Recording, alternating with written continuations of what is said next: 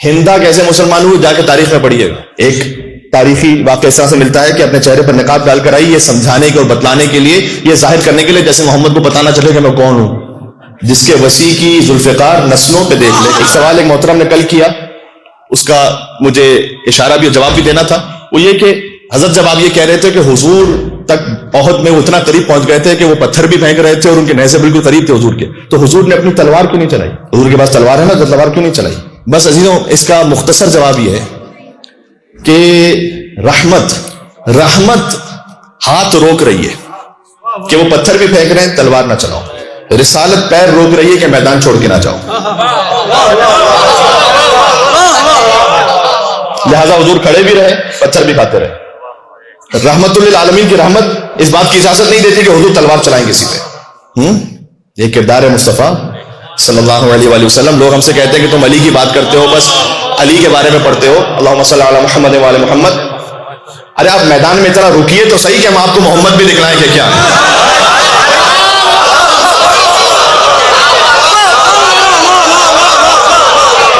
جی تو آپ رکیے تو صحیح اتنا پہلے. تو مولا کائنات نے کہا ہے کہ جب ہم پر کوئی خطرے کا وقت آتا تھا تو ہم مصطفیٰ کی پناہ میں آتے تھے. اتنے شجاع تھے. حیدر کرار کے استاد ہیں مصطفیٰ. تو رحمت روک رہی ہے کہ تلوار نہ چلائیے، اور رسالت پیروں کو روک رہی ہے کہ چھوڑ کے نہ جائیے. اب ہر ایک کو جو تلوار اللہ تعالیٰ نے عطا کی نا، وہ الگ نوعیت کی ہے. در حقیقت حضور کو ایک انسانی شکل میں تلوار عطا کی ہے اللہ. جو اب تک نہیں پہنچے، میں کہنا چاہتا ہوں کہ حیدر کی تلوار کا نام ہے ذوالفقار، اور مصطفیٰ کی تلوار کا نام ہے حیدر کرار.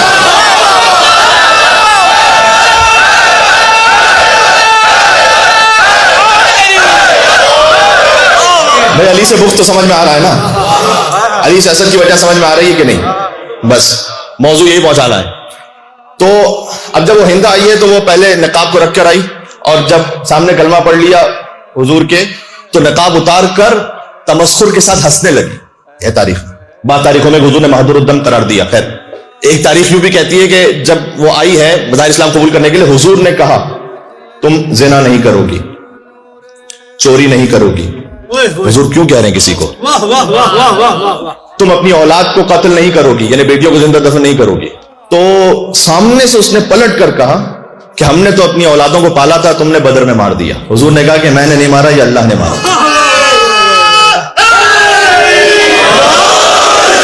یہ میں نے نہیں مارا تھا، یہ اللہ نے قتل کیا تھا. جی پھر اس کے بعد اللہ نے کہا کہ مجھے اسلام سے، آپ کے اسلام سے 3 چیزیں پسند نہیں ہیں. اچھا کوئی کہے کہ مولانا یہ کہاں سے پڑھے جا رہے ہیں، کیا کہہ رہے ہیں پتہ نہیں.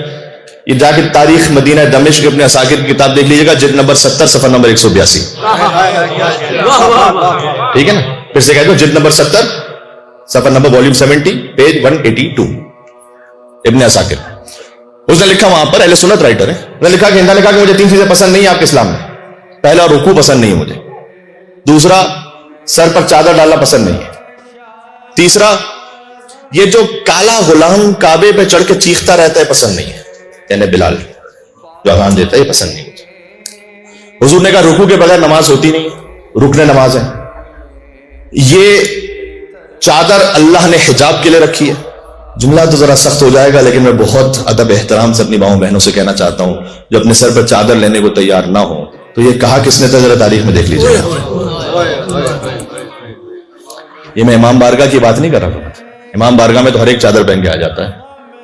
یہ میں آپ کی زندگی میں بات کر رہا ہوں. اچھا جہاں تاریخ چلتے چلتے چلتے تھوڑا سا ایک اسپارک آپ جھٹکا دیجئے تو 2 سیکنڈ کے لیے لوگوں کو ہوتا ہے کہ مولانا نے کیا شروع کر دیا. لیکن بات یہ ہے کہ یہ والی تو بات یہ ہے کہ ہندا نے کہا تھا کہ یہ مجھے آپ کے اسلام سے یہ چادر پسند نہیں. میں اتنا ضرور کہتا ہوں، میں قطعاً کسی کو کسی سے ملانا نہیں چاہتا، یہ ہمارا طریقہ ہی نہیں کبھی، اور ہمارے اساتذہ نے بھی اس بات کو سختی سے منع کیا ہے. ایک مومنہ عورت ہو جو ایمان میں ولایت علی بن ابی طالب پر ہے، پھر خدا نہ خاصہ لاکھ گناہگار بھی ہو، وہ ایسی ہزاروں ان عورتوں سے افضل ہے کہ جو بظاہر کتنا بھی عمل کی پابند ہو لیکن دل میں علی بن ابی طالب کی ولایت کا نور نہ ہو. یہ بات بہت کلیئر ہے. آپ کو عقیدے میں اللہ سبحانہ و تعالیٰ نے ایک توفیق عطا کی ہے، لیکن میں چاہ رہا ہوں کہ اپنا عمل میچ بنی امیہ سے نہ کریں نا، اپنا عمل میچ بنی ہاشم سے کریں. آپ بنی ہاشم کے ماننے والے نا، ان کا حجاب دیکھیں گے کیا تھا. تو اور یہ کہا کہ مجھے کالے غلام کی یہ جو چیخ ہے خانہ کعبہ کے اوپر ہی پسند نہیں. حضور نے کہا کہ اللہ سبحانہ و تعالیٰ نے بلال کو پسند کیا ہے اور یہ اذان ہے جو اللہ کو پسند ہے. آپ جانتے ہیں کہ جب بلال کہتے تھے اشہدو ان لا الہ الا اللہ تو نہیں کہہ پاتے تھے, اشہدو ان لا الہ الا اللہ کہتے تھے. اور جب وہ لوگ آ کے کہتے تھے کہ ہم یہ آپ نے کس میں نقل کفر نباشر آپ نے کس کالے کوے کو اذان کے لیے کھڑا کر دیا ہے, اسے تو شین کہنا بھی نہیں آتا, ہم سین کو سین کہتے ہیں, شین کو شین کہتے ہیں, صاد کو صاد کہتے ہیں, واد کو واد کہتے ہیں, عین کو عین کہتے ہیں, ہم عرب ہیں باقی ہے. میں آپ نے کس کو کھڑا کر دیا؟ حضور نے کہا سین و بلال شین عند اللہ. بلال کی زبان سے نکلا ہوا سین جب اللہ کے پاس پہنچتا ہے تو شین بن جاتا ہے. یہاں پر اس خلوص کی حیثیت ہے. ہمیشہ کسی بھی خطیب کو, کسی بھی نوحہ خان کو, کسی بھی پڑھنے والے کو فقط اس کے ظاہر پر نہ جج کیا کریں. ہو سکتا ہے کہ ظاہر میں کوئی اتنا زیادہ ایلوکینسی نہ رکھتا ہو, لیکن اگر عمل کا پابند اور عقیدے میں ٹھیک ہے, یہ دیکھیں سبحان اللہ سبحان اللہ صحیح. اور ہو سکتا ہے کہ کوئی ظاہر کو بہت اچھی خطابت کرتا ہو, لیکن اگر عقیدے میں ٹھیک نہ ہو تو احتیاط کر لیں, ریڈ لائن لگا دیں یہاں پر, ٹھیک ہے. ہندا جو ہے وہ اس کے پورے خاندان نے اسلام قبول کر لیا. اب مسئلہ کیا ہے یہاں پر؟ مسئلہ یہ کہ حکومت والوں نے اسلام قبول کر لیا اور دل میں ہے حکومت, زبان پر ہے نبوت و رسالت.